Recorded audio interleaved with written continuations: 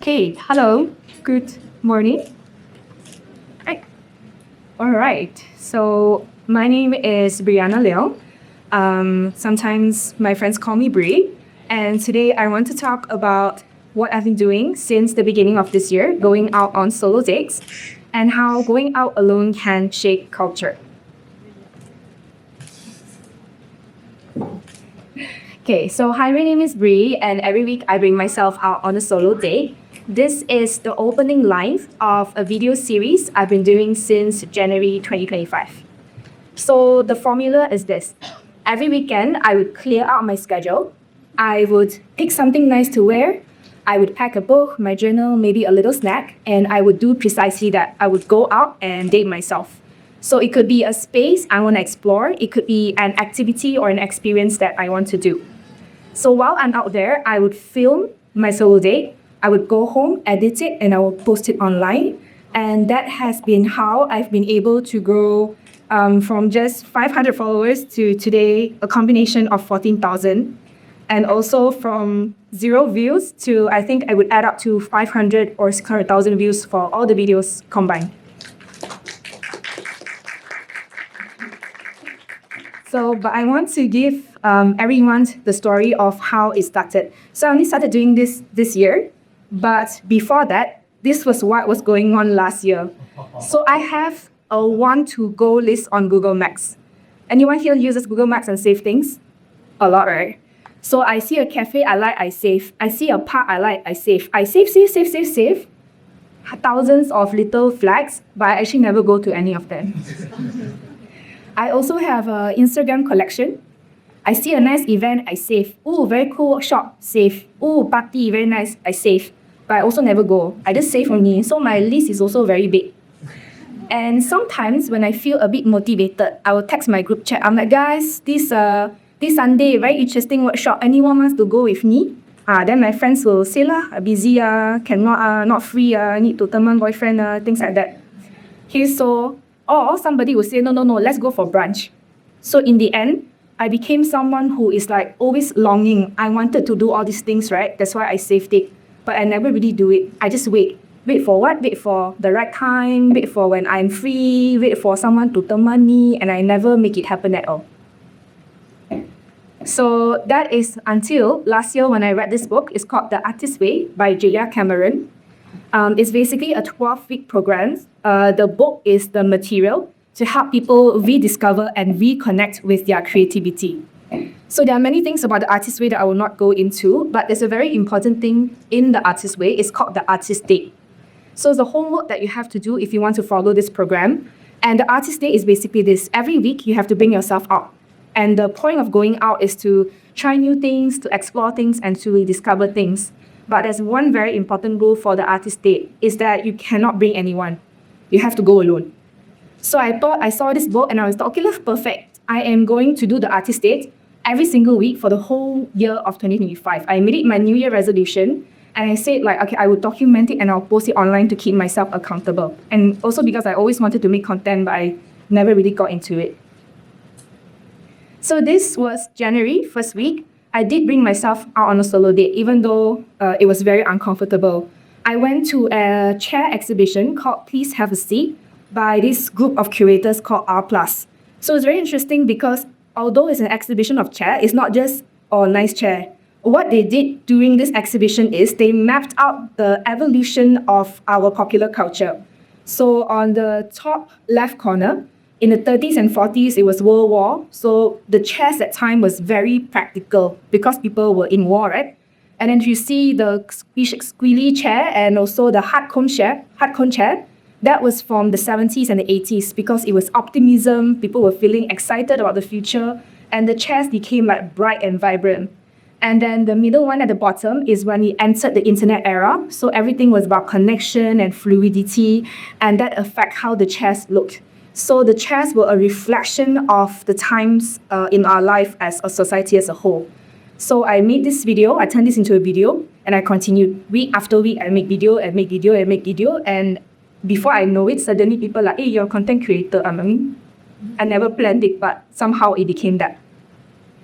So although this story is like very simple, right? Oh, okay, you read a book and then you go out on date and then you film and then you become content creator. I want to talk about like what happened in the beginning when I started doing this.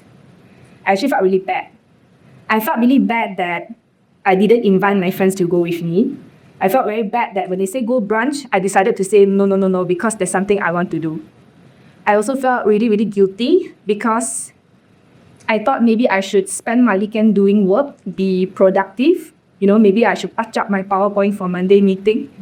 I also felt sometimes very unmotivated. Sounds very easy, go out. But sometimes I really sign up for the workshop. Let's say I want to do solo date workshop. Workshop starts at 12 o'clock. 11 o'clock, I'm still in bed. I don't feel like doing. Very lazy, very lazy drive there. And then even when I'm driving, I feel very anxious. Because a lot of the places I go, it's very new to me. I've never been to Ampang, for example. Never tried making pasta, for example. It makes me anxious. It's not comfortable for me. And I also feel very self-conscious. Sometimes I've been on a solo date before where I just eat myself. But everyone around me was in a group. So I was like, are they going to think I'm a weirdo? Are they going to think I'm very pathetic, eat alone? And the worst thing was filming myself, the camera. Please. I feel so cringe. I was like, you're going to think like, who she thinks she is, take her phone and just walk like that. So all this noise in my head, and it was terrible. It was really, really difficult. But I also went back and really asked myself, I said I wanted to make it my resolution. I said I wanted to make it a video. Is that more important? Because sometimes when you have an uncomfortable feeling, it doesn't mean that the experience is bad. It just means that you're very, very new to it. So I told myself, you've been saying for this so long already, you want to do this. I kept pushing, and week after week, it became a bit easier. Okay, I started overthinking less. I started ignoring the people around me and just focus on the experience. And I did had some very, very beautiful solo dates. I'll share some examples. So this is Kuala Lumpur Reads. They are basically a community that gathers at Lake Gardens every Saturday to read together. No need to talk. You just show up there, you put your Mac, you open your book, and then you can read. And it's very nice because it's in the park, there are trees and there are birds. And perfect for introverts lah. If you don't like to talk to people, then you can do this. Okay. So when I went there, this Facebook page had about 1,000 followers. I'm not sure what happened, but when I posted this video, from February until now, they now have 22,000 people following them. And please feel free to join. It's a really lovely experience. The second one is I also went to a film screening. I thought like I wanted to watch movie, but I didn't want to go to a cinema. So I went to this place called Cry Room. It's in PJ. Every Wednesday, they have this initiative called Cup Potato Films, and they will film movies. And it's very special because they do special curation. So maybe 1 month is about human encounter with the unknown, all about the UFO and aliens. Maybe another month is about heartbreak. Then all the heartbreak movies will come. So it's very interesting because it's in a shop lot. It's a very cozy area, and they choose films that you don't usually see on mainstream cinemas. And another solo date I want to highlight is a clothes swap. So there's actually a non-profit called Fashion Revolution. They are trying to promote slow and sustainable fashion. So what they organize is a clothes swap. Every clothes swap, all the girls will bring the clothes that they don't want. They pile it in a room, and then you can just take whatever you want. So it's a way to help you utilize the clothes that you don't wear anymore. Maybe someone will like it. If you need something, you don't have to buy it. You can take it from the pile. So it's very, very interesting, and it's for a very, very low cost. So although I go out to all these dates and I start having like very interesting experiences, very interesting ideas, I met a lot of inspiring people, I think the biggest change is the relationship I have with myself. So the first one is alignment. I started to listen and prioritize what I wanted. For example, I tried to do food content before, but I'm not a foodie.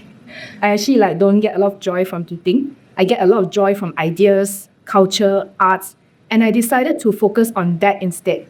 Right? So I listen to myself and I prioritize what I want. It doesn't matter, if my friends ask me out or whatever. I have other times where I will spend with them.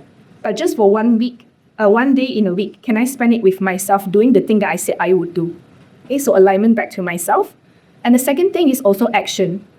Right? Sometimes it's not just enough to know what you want, but to take action. So even if I am uncomfortable, I believe that I will self-regulate. I will go to a corner, maybe take like a 5-minute break, tell myself it's okay, breathe. or when I feel very uncomfortable in a date, I tell myself that I can figure it out. When I edit the video and I feel like my video is terrible, I will tell myself it's okay, first video, second video, third video.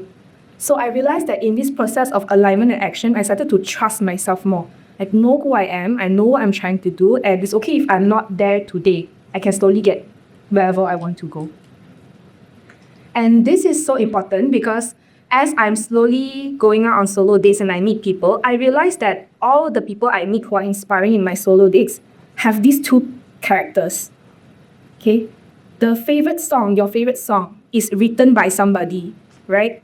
The cafe that you think is very cool. Somebody had the idea, they believe in their idea, and they decided to make it happen.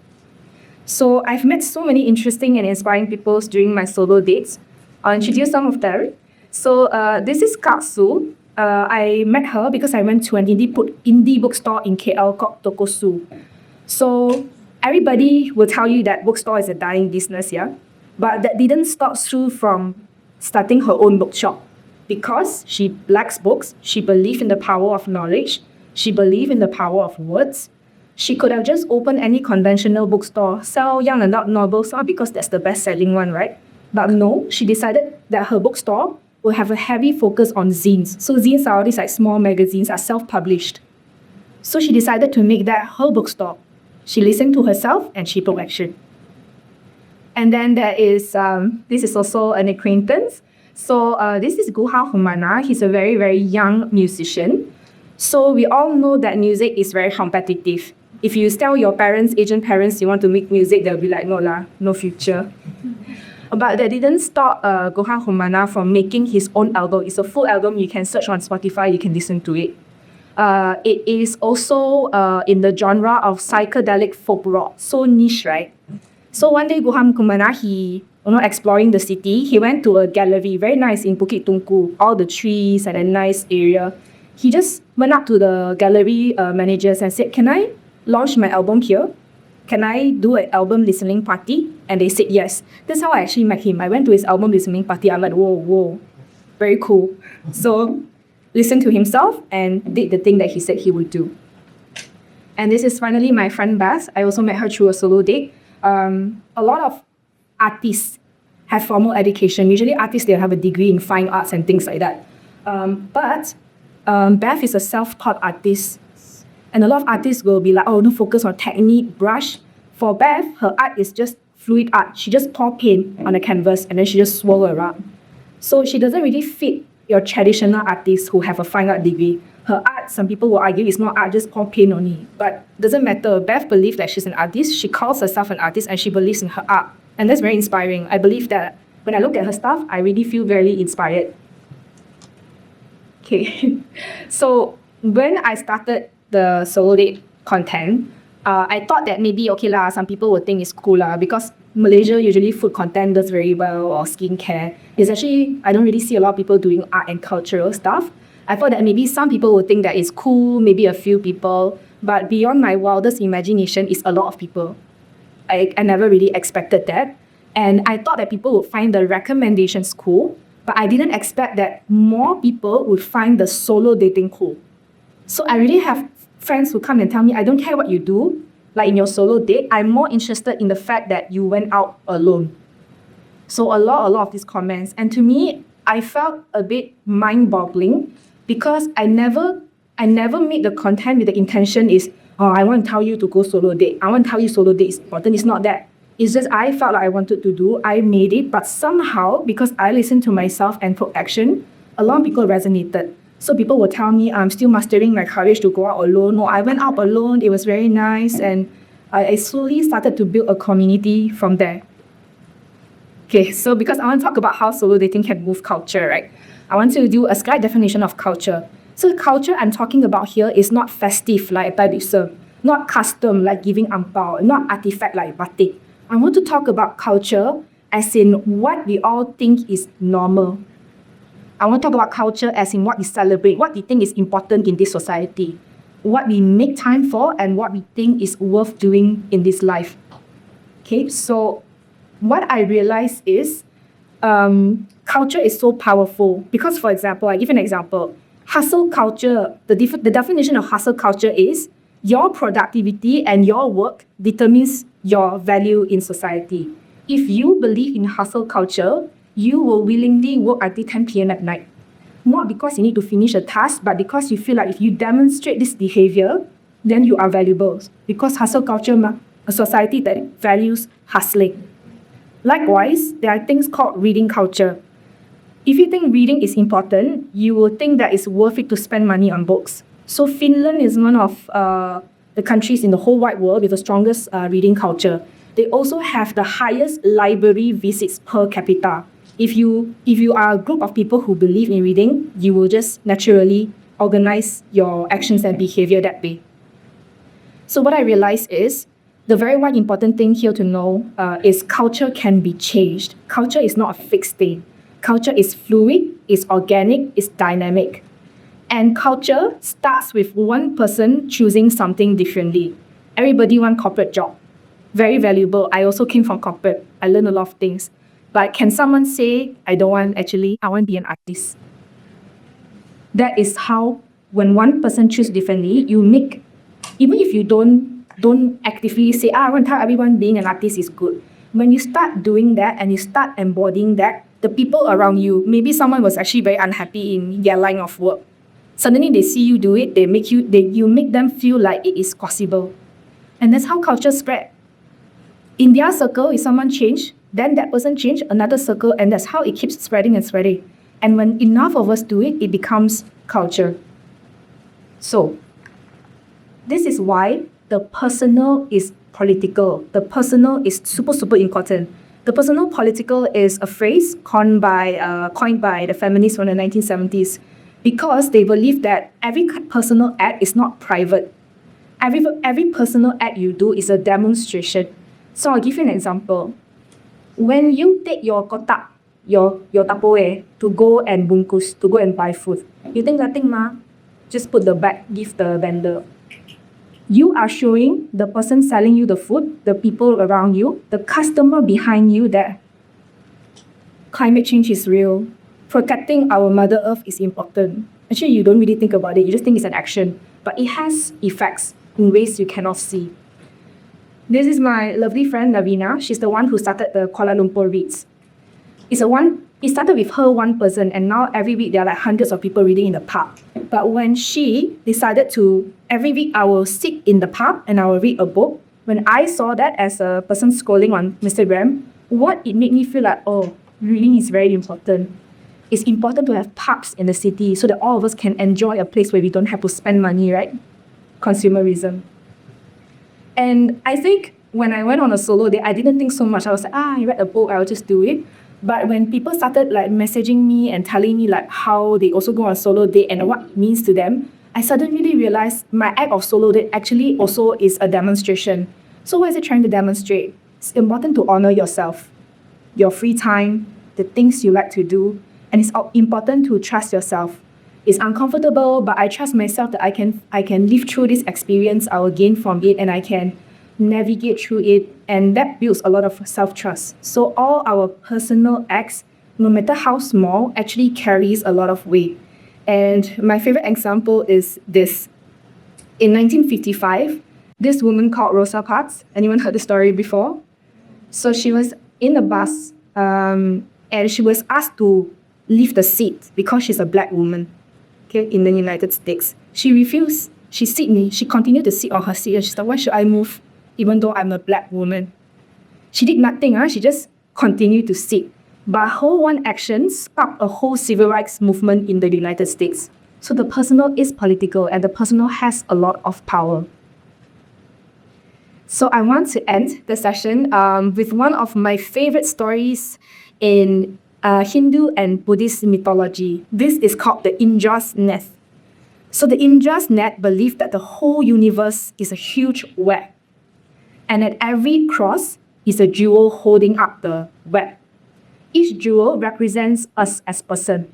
We are all connected in this huge web, and we together hold up the universe. And because it's a jewel, it will reflect one another. It's a metaphor for how when one jewel changes, that change is reflected and rippled across the whole web, the entire universe. So I really believe that culture is not like, oh, all of us do something. Yes, that's how culture is shaped. But at the most basic unit, culture starts with one person deciding to do something different. It could start in a weekend. It is what you choose to show up for. You choose to prioritize, especially when no one is watching. So yes, solo dating is a solo act. I go out alone. But the effect is not solo, as we can see in all the things I've shown. Thank you.